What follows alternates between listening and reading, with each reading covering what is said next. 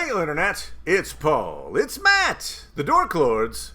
We are here today talking about the first episode of Season 2 of the HBO show House of the Dragon. Yes. The episode entitled, A Son for a Son. We open back at the wall. Jacaerys Targaryen, Rhaenyra's eldest son, has come to ask the current Lord Stark for troops to honor his oath. Obviously, he does honor the oath because he's a Stark. We also get a foreshadowing of the events to come in Game of Thrones. They're up there at the wall. While up in the north, Jacaerys receives word that his brother Luke, Lucerys, has been brutally murdered per Season 1. We end with another brutal murder. This time, instead of a dragon, it's two assassins beheading Aegon and Helena's young son, Jaehaerys. And they make sure to show us Jaehaerys earlier in the episode, just to make the assassination that much more meaningful. Little guy annoying everyone in the boardroom. It makes it more satisfying. Helena flees with her surviving daughter to her mother Alicent's room, only to walk in on Alicent having sex with the King's Guard, Sir Criston. So, all that said, Paul... Yes? What'd you think of episode 1? I was very pleased with this episode. Yep. And it's ironic, or at least surprising to me, that I was pleased, because it's been so long since the last season. I've heard some people who didn't enjoy it as much as we did. And it's made me think a little, again about, okay, is it really so good? But they handled the characters very well. This situation next, they're not jumping ahead, to war. They're reassessing where everything is. So as a result of that, and you see the change in a number of relationships, and the king is becoming even more, not nearly as shocked as when he first began. There are all these. So I'm really pleased. Like, I don't know, 8, 9, I'd give it. Well, yeah, I would go right in the middle there. I'll go 8.5. I'm gonna give it I'm giving it a place to go. Giving it a place to go, Paul. It's like when you do you see the Olympic ice skating, and you never want to be the first skater. Because the first skater with the judges is just going to be like, well, we're not going to give them all perfect scores because then we have nowhere to go. So you're going to get like a good score if you're good, but we're not going to be like top you out. So don't go first. That's what I'm saying. If you're skating. All right. Anyway, yes, I thought very highly of season 1 and season 2. Sometimes you get a season 2 slump on a show. No, you're not. No signs of decline. It's a fantastic show. At its heart, it's a drama. It is. It's Succession, but with killer scenery and dragons, of course. The writing, it just feels effortlessly superb. It's just. Yeah. It just kind of rolls off the tongue.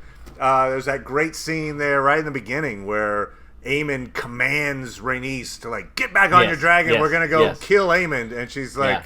But were you the king? Yes. It just kind of just walks on. Yeah. It really strikes you. The show definitely wants you to know that she is more than capable of, she could have been king herself. She could have been, in charge of everything, but it didn't happen that way. So she's not going to back down from, Daemon, because forget it. She knows her own strength.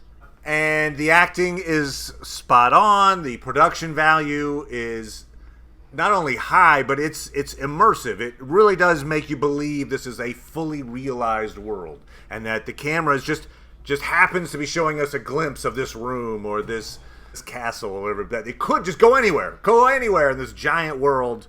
And so, yeah, just hats off. It's a really quality Yeah, there's so show. many interesting aspects of it, like when the white worm comes back in, and it's like Daemon has so many reasons to overreact, and yet he doesn't. He is angry, and he does put her in prison, but they're smart enough to that she still has something to barter, and so he's aware that their scenes show that there's a negotiation that happens. Great point. Smart. In fact, there's that really interesting line she has before it becomes apparent that, oh, wait, I could use you to get to the assassins.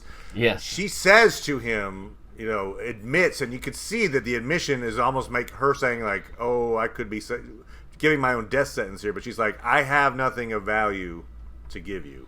Something like that. She says something like that. And the way she says it is kind of like, she's like, like crestfallen about that admission. Like, I should be saying something else than this, probably. But yeah, she just speaks honestly, and she thinks that maybe that's the end for her. But no, her knowledge of the inner workings of King's Landing is still an invaluable asset. Damon doesn't let his rage and his need for revenge just, override tactics.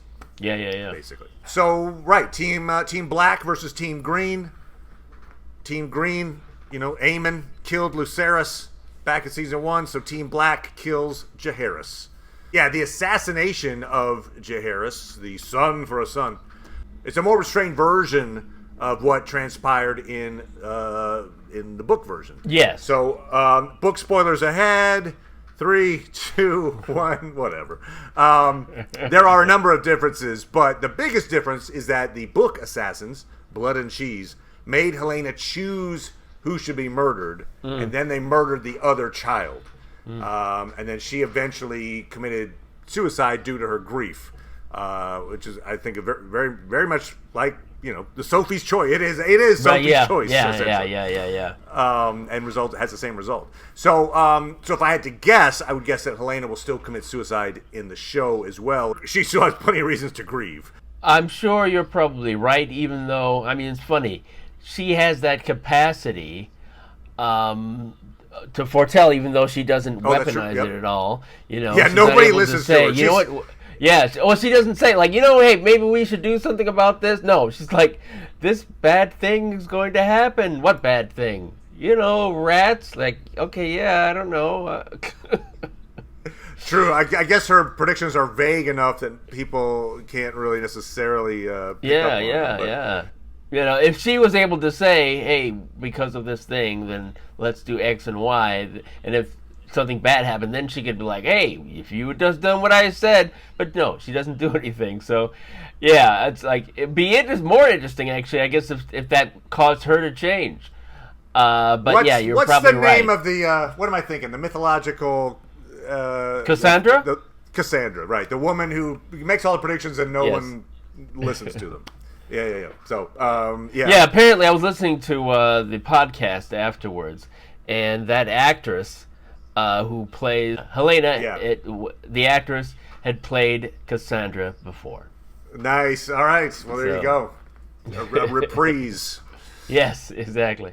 Also, something I really liked about the assassination sequence, I went and checked, and it's over 10 minutes long at the end of the episode. So they really spend time on it. And it reminded me so much of a D&D style fantasy role-playing session. It's, two rogues.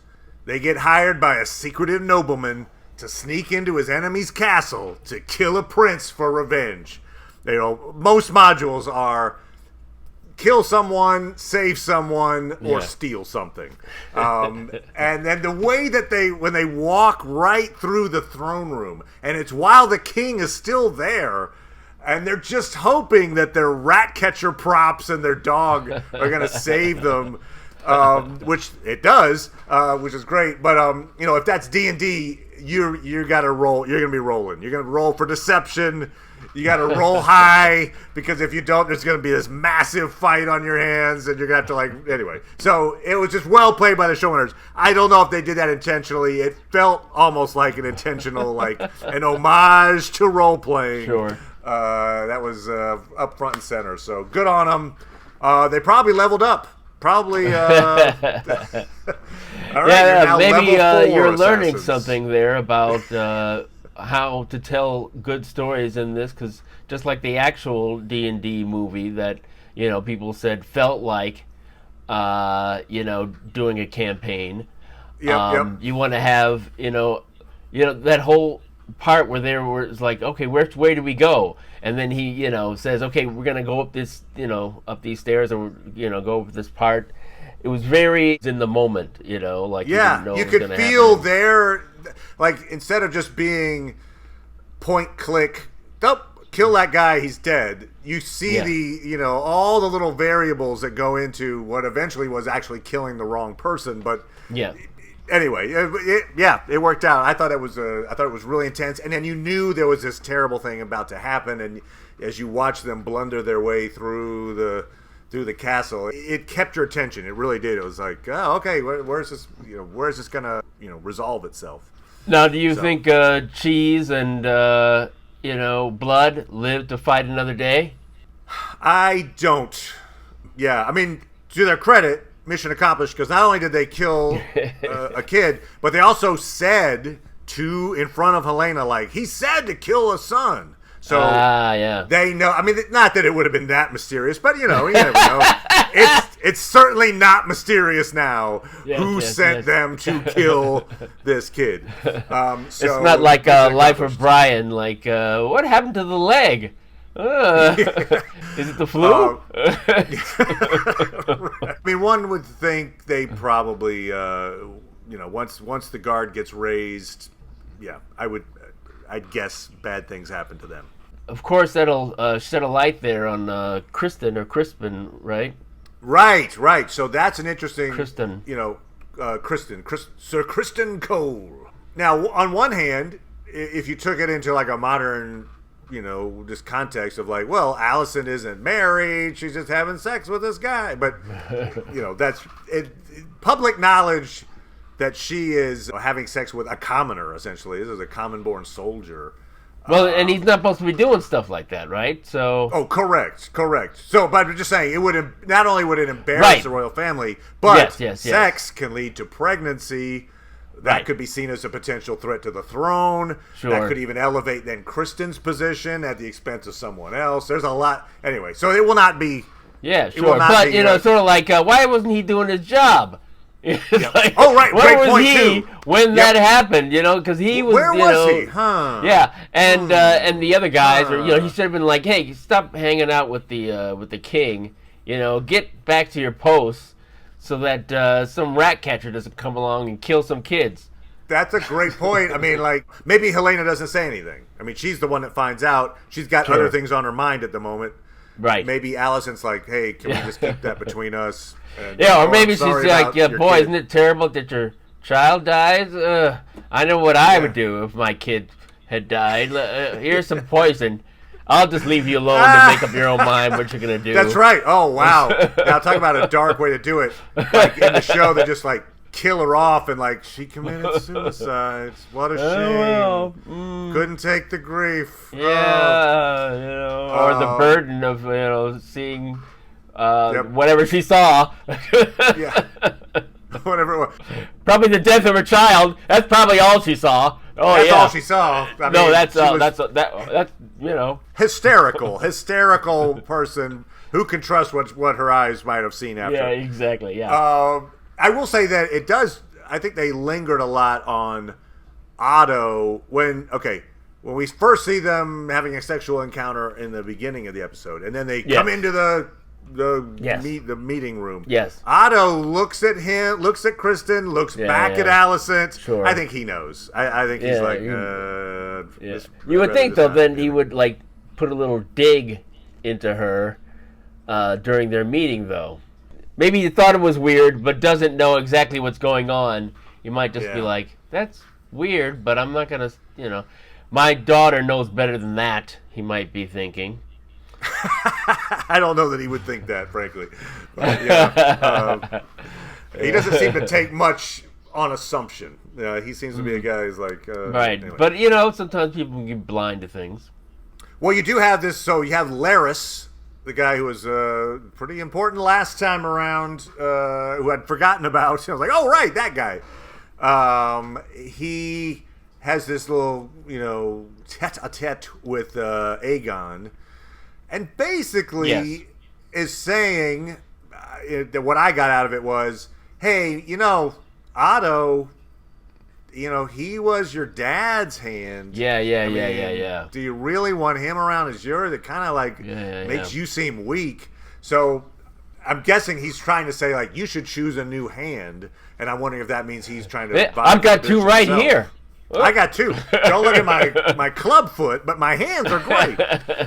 There's a machination there to get Otto kicked out and someone, whether it's himself, put in place. But anyway, we'll see how that goes. That guy obviously has some. And the way he mentions how, those who would betray us are no longer breathing air, or whatever. Yeah.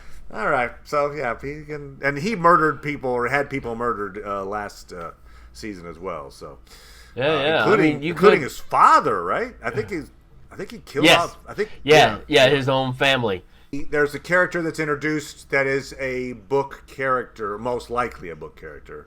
Mm-hmm. It's when Aegon is meeting with the common folk and hearing their problems, and one of them is Hugh the blacksmith. Ah, sure. So Hugh the blacksmith potentially is a book character. Book spoiler ahead. 3, 2, 1. His basic, a lot of stuff about him, but his background basically makes him a potential dragon rider, which is a position that's hard to fill. There are not a lot of people that can ride dragons. So there you go. Well, he did have blonde hair, so it's interesting the version of Aegon that we're getting. He's a pretty terrible person, but he does this thing where he has this need to have people, like him. Yeah. And so he's like, just do whatever, I don't care. Whatever these people want, let's just make them like me. So if I give them some money, great. Which, I suppose is better than, like, make them fear me, crush them. But he feels like a guy trying to make friends instead of a guy trying to rule. And I think Otto is trying to realize that too. Like, this guy, he's not a good king. He'll just say whatever he needs to make him in the moment. Yeah, perhaps, and certainly, an aspect of, like, what does it take to be king? I was never taught that, so I'll just do the things that it seems like kings do. Kings make decisions. Kings approve things, have things happen for people. They don't, but typically kings understand what's going on enough to decide, this is a decision we already made, that the hand already understands what's going on. He's like, what I'm the king, so what should I do? Of course I'll approve, or I'll, But he's definitely trying to be the good guy. Yeah, I'd just say he has a strong need, and a lot of people have a need to be liked, but it seems like maybe more so than most even. Maybe he was neglected somewhat as a child, and so is now like, please give me attention, and anyway. So you're reminding me of my first interaction with Dungeons and Dragons. Where a friend of mine was sort of like trying to introduce me to the concept, and so he was trying to say, okay, you're in this situation, and what do you do? And I was like coming up with all sort of crazy things, like, well, okay, you don't have those things. You don't you don't have this power. You don't have these items. You don't know. You only have certain things, and it was like, I'm just trying to go from what you're saying, So I think it's very much the king as well. He's like, that's why he's in the meeting, like, I got you. Yeah, he's a noob. He's a new role player who's coming in for the first time, and all the experienced role players around him going, look, roll the 8-sided dice. Yeah. Okay, let's look on your character sheet. It'll tell you the number. Yeah. First level king level 1. No, but it's the show is very, very watchable. It's as I say, it's just got these quiet moments, but they're all filled with tension. And you can feel all of the, this little moment can pull a thread this way, and this little moment can go this way, and everything has a cause and effect. This little piggy all the way home, Correct. This little piggy sawed off a little child's head. Good on it. Episode 1, I'm in.